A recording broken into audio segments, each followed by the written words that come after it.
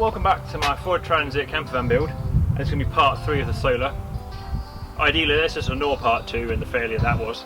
I'm going to drop down to 2 panels opposed to 3. For anyone who's new to this, these are 250 watt sharp polycrystalline panels. It should give me a grand total of 500 watts on the roof, and it's going to take up the majority of the roof space.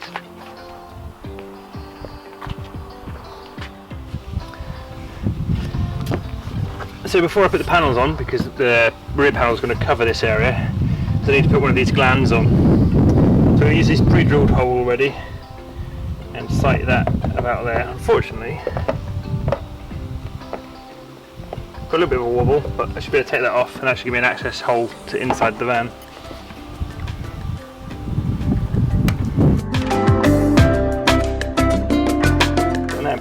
Point out that these are directional. I see quite a lot of people putting them on like this, which is not really what you want. You don't want wind blowing rain going in the ceiling end of the gland. So that way is a better way to put it.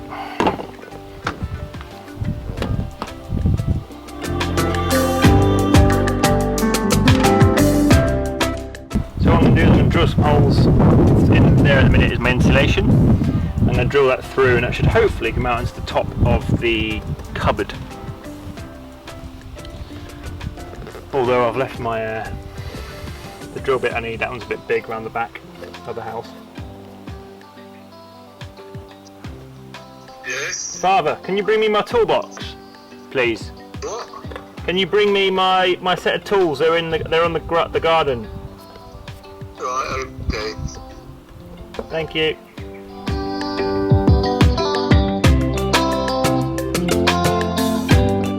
Right, now let's see if I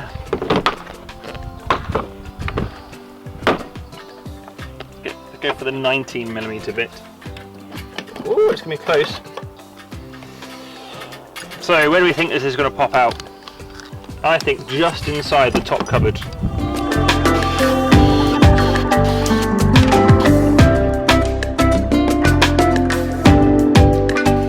So this is 6mm solar cable.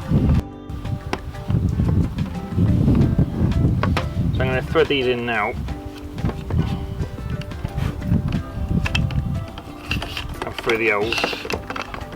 Otherwise it's going to be a lot difficult to do this after I've mounted this in place.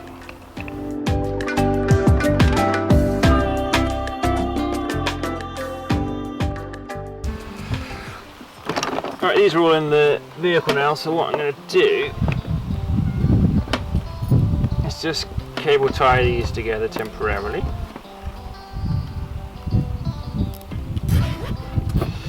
And cable tie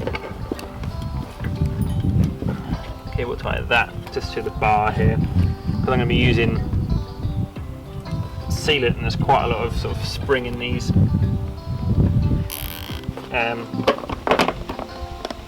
These wires. So I'm just going to tighten up the glands on these and make them all nice and watertight. And if you watch any of my other videos, you understand how much of a mess it is anytime I use any form of sealant. So this is a Sikaflex 512, which is similar to other Sikaflex. It's a mastic, but it's also got UV resistance in it, which helps it blast with UV, basically, being on a roof. They don't sell it in black, otherwise I would have gone for black, or I couldn't find any. But it's on top of the van, so no one's really going to see it anyway.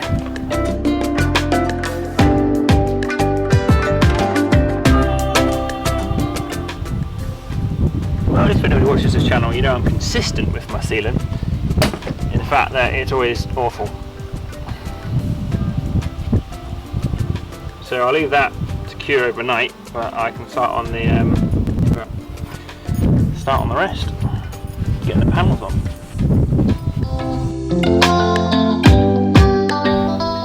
Right, let's chuck the stuff off I don't need.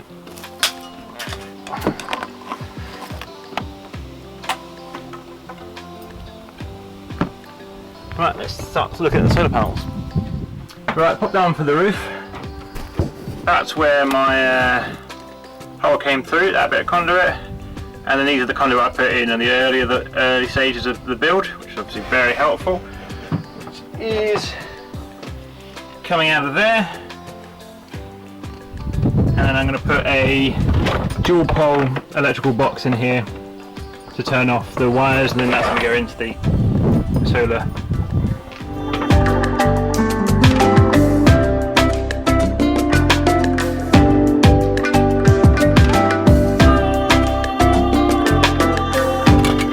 Alright, just so I can get on with it. This is how I'm doing the attachments. That's way too bright.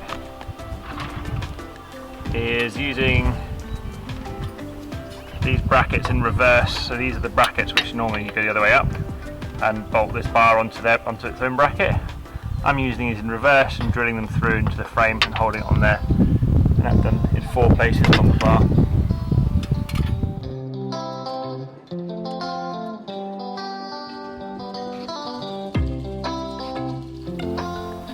Well, the camera stopped filming last night, but I've got both the paddles mounted on. And although they're wide, they don't stick over the side of the van. I've yet to take the coverings off them. So the camera stopped filming last night, putting those up, but I've got both the panels on the roof now and securely mounted. So next I'm going to be looking at doing the actual wiring inside. So for wiring aside, I've got 2 cables running to the bottom of here. I've marked one as my positive and one as my negative. So I'm going to be mounting a dual pole switch. Actually, this is a 4-pole switch, but I'm going to be using 2 of it.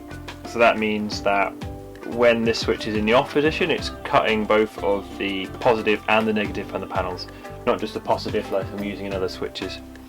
Just an extra bit of safety precaution. I asked the person I got the panels off what sort of the recommended way of doing it in the UK, and a dual pole was his answer, so I've bought a switch of him to do that. So I'm going to get that installed.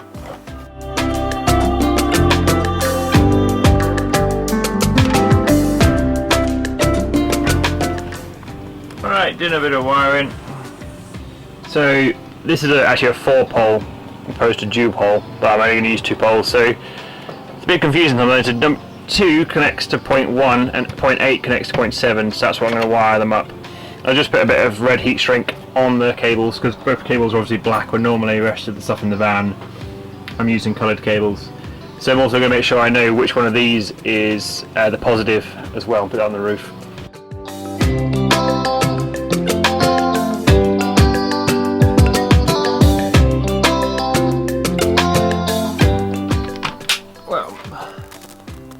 That's that bit done. So now I've got to go do the rest of the wires to run at the top, put it around the back of here, down this corner, and then into the bottom of this.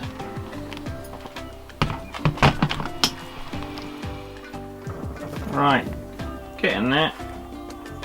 So I've got red cable in there, comes to the other side, the switch crosses them over, and then I've got them routed all the way down into the bottom of the solar MPPT. It's currently in the off position, but I can now put the case back on.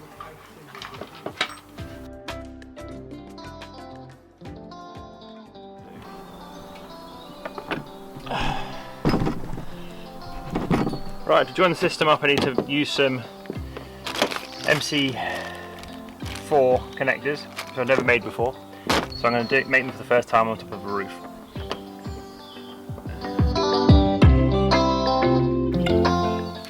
God, it's confusing.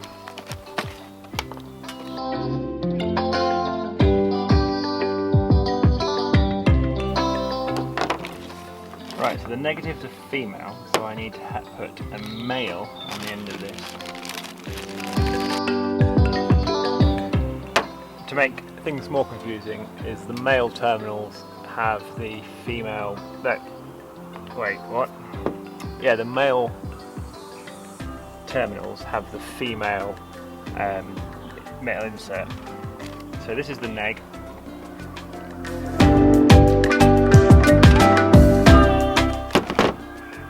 It doesn't feel like it's going anywhere. So then that then is barbed.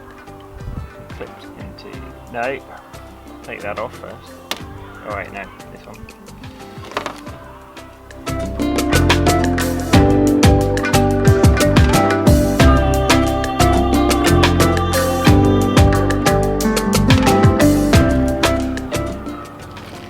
So everything, minus cable management, should be ready. So, panels are still covered, so nothing is really live when I'm plugging these in.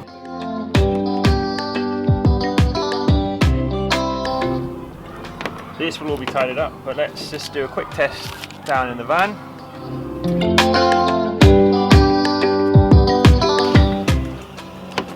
Actually need to bring you down as well. Okay, something I'm going to do is I'm going to take this cover back off and I'm just going to test the polarity beforehand to make sure everything is up correctly. Although the panels are covered, there should be a little bit of, maybe a bit of lights coming through, so maybe there'll be a little bit of voltage. The positive, negative. I'm just going to plug in the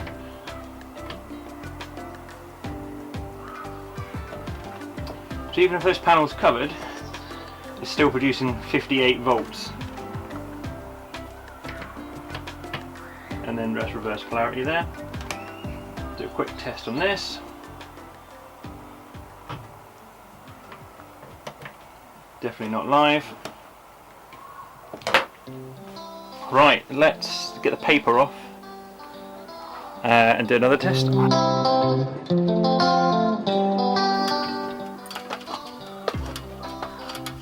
Right, because these panels are second hand, they spent a while outside before I picked them up, and then even longer, another month or two whilst I worked on them. They're actually pretty dirty, so I'm going to give them a bit of a clean before I go fully live. So I've given the panels a clean, and now voltage wise, if I go on the, I would just have a check, let's have a look on, coming in, pos, neg, we're up to 78.9 volts.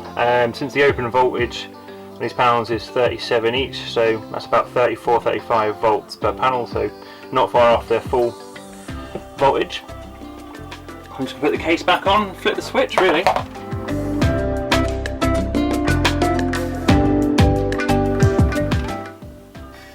Right, we're generally all ready to go. So Victron app at the minute, no watts coming in, insufficient power, that's why the chargers are off. Charge setting wise, what I've gone for is I've gone for some custom settings. I'm not using the default lithium chemistry settings because these aren't normal lithium batteries, these aren't lithium iron phosphate, these are lithium iron magnesium phosphate, which is slightly different chemistry and wants some different things. Plus these are older batteries, they're about 10 years old, these batteries now.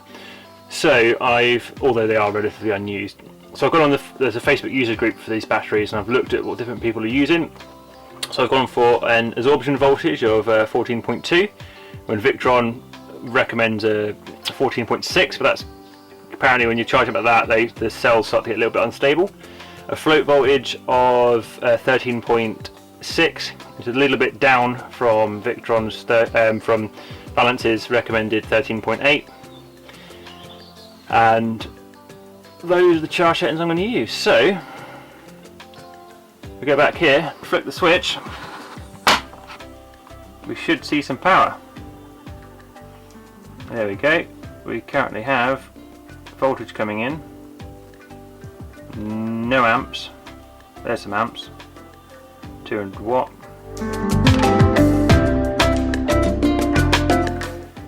And if I'm honest, I don't really know what to expect. I've not done solar panels before. I've got a total of 500 watt on the roof of polycrystalline panels, and I'm currently getting 240 in. Reasonably on a blue sky day.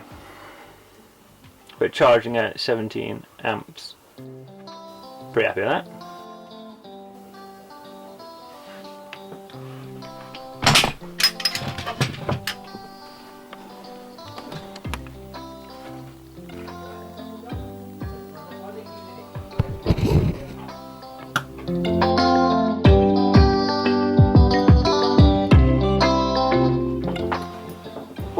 I'm going to pretty much end the video here. Finally got the panels on after a bunch of different experiments getting them on. I think next time I'll talk about the actual solar itself and how it all works. But once again, thank you very much for joining me. Feel free to subscribe. Any questions, find me on Instagram and message me there, and I'll see you next time. So the roof rack is finished. It works by doing what I want. Sort of hides the outline up of the two big panels just sitting on the roof quite high. And it's going to work quite well when I get LED light bar on it. Another advantage of the roof rack is it means rain noise doesn't actually hit the roof. It's a lot quieter during rain inside, and neither does sun because the roof's in shadow, so it doesn't heat up the top of the van, it just heats up the panels. It makes it a lot cooler inside as well, so there's some sort of byproducts of the roof rack. Some of the other important bits of the rack is I've made sure there is space still so my rear light can be seen.